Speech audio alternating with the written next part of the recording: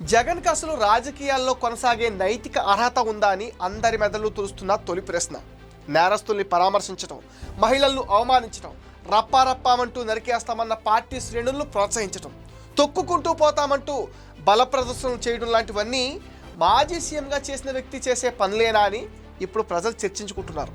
ఇలాంటి పోకడలతో సమాజానికి ఏం మెసేజ్ ఇవ్వాలనుకుంటున్నాడో జగన్ రెడ్డికే తెలియాలి.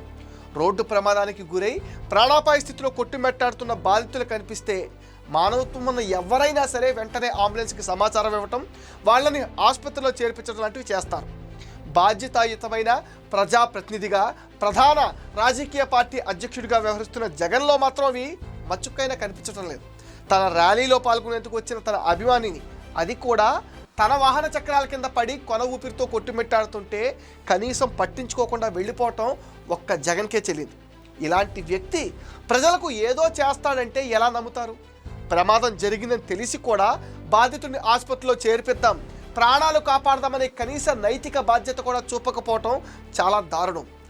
జగన్ అనుచరగణం అతన్ని పక్కకు ఈడ్చి పడేయటం చూస్తుంటే వాళ్ళని సైకోలు కాక ఇంకేమనాలి? సగటు మనిషి ప్రాణాల కంటే జగన్కు తన రాజకీయం బల ప్రదర్శనే ముఖ్యమైనదన్న విమర్శలు కూడా ఇప్పుడు వస్తున్నాయి. ఏటకూరు వద్ద జగన్ వాహనం కింద నలిగి ప్రాణాలు కోల్పోయిన చీలి సింగయ్య ప్రమాద దృశ్యాలు చూసిన వారికి ఎవరికైనా సరే ఇలాంటి భావనే కలుగుతుంది. ప్రాణాలు పోయే పరిస్థితిలో ఉన్న బాధితుడిని మానవత్వం లేకుండా ఈడ్చి రోడ్డు పక్కకు పడేసి వెళ్ళిపోయిన జగన్ అండ్ గ్యాంగ్ పైన ప్రజలు తీవ్ర ఆగ్రహం వ్యక్తం చేస్తున్నారు.